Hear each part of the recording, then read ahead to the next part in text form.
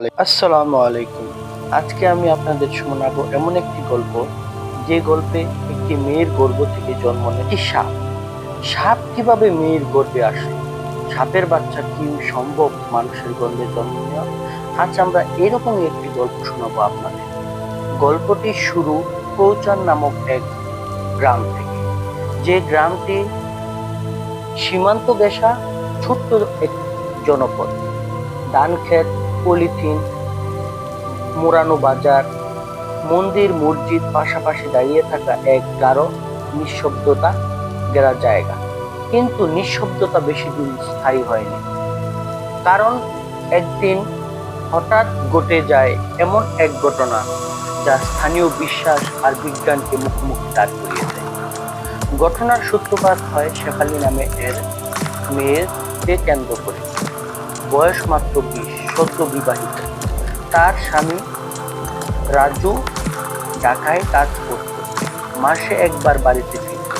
শেফালি খুব সাধারণ শান্ত স্বভাবের মেয়ে ছিল, কিন্তু বিয়ের পর থেকে ধীরে ধীরে তার আচরণ এক ধরনের অদ্ভুত পরিবর্তন দেখা যায়। সে হঠাৎ হঠাৎ নিশতি রাতে ঘর থেকে বের হয়ে যেত। মা বাবা ভেবেছিল হয়তো বিয়ের পর মানসিক চাপ কাজ করছে, কিন্তু কদিন পর থেকে সে বলতে শুরু করলো, আমার পেটে কিছু নাড়াচাড়া করে। বাচ্চা নয়, যেন কিছু কিলবিল করে। প্রথমেই সবাই ভেবেছিল হয়তো গর্ভে সন্তান এসেছে। ডাক্তার দেখানো হলো, কিন্তু ডাক্তার বলল গর্ভে কোনো ভ্রূণ নেই। কিন্তু অদ্ভুত বিষয় হলো, ওর পেটের নিচে কিছু সরীসৃপ জাতীয় সঞ্চার লক্ষ্য করছি। রেডিওগ্রাফিও করতে হবে। সেই স্ক্যান রিপোর্টে দেখা গেল এমন কিছু ছবি যা চিকিৎসক নিজেও বিশ্বাস করতে পারছিল না। পেটের মধ্যে যেন একাধিক সস্বীকৃত অবয়ব ঘুরে বেড়াচ্ছে। গুজব ছড়িয়ে পড়ল গ্রামে, শেফালির গর্ভে সাপ। বৃদ্ধ কবিরাজ হরিলাল বললেন, এ কোন সাধারণ রোগ নয়, এ হলো নাগদোষ। কারো না কারো পাপে ওর গর্ভে সাপ জন্ম নিচ্ছে। শেফালির মা এক রাতে বললেন, ওর ঘুমের মাঝে শিশকারি দেয়, জিভ বের করে, চোখ লাল হয়ে যায়, ঠিক যেন সাপ। গ্রামের মোড়ল সিদ্ধান্ত নিল ওকে আলাদা করে রাখতে, গ্রাম রক্ষা করতে হবে। এইভাবে শেফালি ধীরে ধীরে একঘরে হয়ে গেল।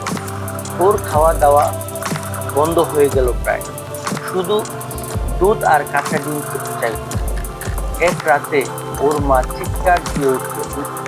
শেফালি তার সামনে পেট চাপ দিয়ে কিছু একটা বের করল, আর ঠিক তখনই ঘটে গেল সবচেয়ে ভয়ঙ্কর ঘটনা। ওর গোপনাঙ্গ দিয়ে বের হলো একটি ছোট্ট সাপের ছানা।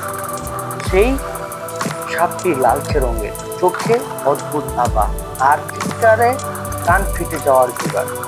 সকাল হতেই গ্রামে হয়ে তুলল, শেফালির ঘরে ঘিরে ফেললো মানুষ। কেউ বিশ্বাস করছিল না, কেউ বলছিল এ মেয়েটাকে কোনো মানুষের মেয়ে নয়, নাগমণির বংশধর। কিন্তু বিজ্ঞান থেমে থাকেনি। ঢাকার এক মেডিকেল টিম এলো বিষয়টা তদন্ত করতে। তারা শেফালিকে ঢাকায় নিয়ে গেল গবেষণার জন্য। শেফালির পেট থেকে মোট 3টি সাপ জন্ম নিল 7 দিনের ব্যবধানে। সবাই একই রকম, ক্ষুদ্র কিন্তু ভয়ঙ্কর। ডাক্তার বললেন, শেফালির হজম নালীতে এক ধরনের অদ্ভুত ডিএনএ রূপান্তর দেখা যাচ্ছে। এটি স্বাভাবিক নয়, কিন্তু তার দেহে কিছু অজানা প্রোটিন ও রাসায়নিক উপাদান রয়েছে, যা সর্পজাত প্রাণীর সঙ্গে মিলে যায়। এই প্রক্রিয়াকে বায়োলজিক্যালি ট্রান্সফরমেশন বলা যায়, কিন্তু পুরোপুরি ব্যাখ্যা সম্ভব নয়। গবেষণা চলছিল, কিন্তু মানুষের মনে এত বিশ্বাস করলো না। তারা বলল, ওকে ফিরতে দেওয়া যাবে না, ওকে ফিরলে সব শেষ হবে। এদিকে শেফালির শরীর আরো দুর্বল হয়ে পড়ছিল, কিন্তু মুখে হাসি, যেন বাচ্চাদের জন্ম দিয়ে শান্তি পেয়েছে। এক রাতে হাসপাতালে মুখে হাসি, যেন বাচ্চাদের জন্ম দিয়ে শান্তি পেয়েছে। এক রাতে হাসপাতালে আগুন লাগে। পরে দেখা যায় শেফালিও উধাও। আর সিসিটিভিতে দেখা যায় ও হাসপাতাল থেকে বের হচ্ছে, আর তার আশেপাশে 3টি ছোট্ট সাপ যেন তাকে পথ দেখিয়ে নিয়ে যাচ্ছে জঙ্গলের দিকে। এরপর শেফালি আর কেউ দেখে না, তবে মাঝে মাঝে গ্রামের পাশের বাঁশবনে অদ্ভুত চিৎকার শোনা যায়, গাছের ডালে ঝুলে থাকা চামড়ার মতো কিছু দেখা যায়।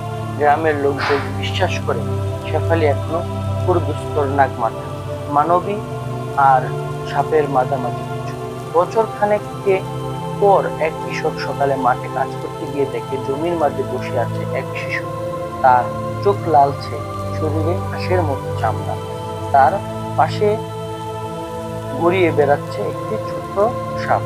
শিশুটি কার, কিভাবে এলো কেউ জানে না, কিন্তু সবাই বিশ্বাস করে ও শেফালির সন্তান। সাপ আর মানুষের মিলনে জন্ম নেওয়া এক নতুন প্রাণী।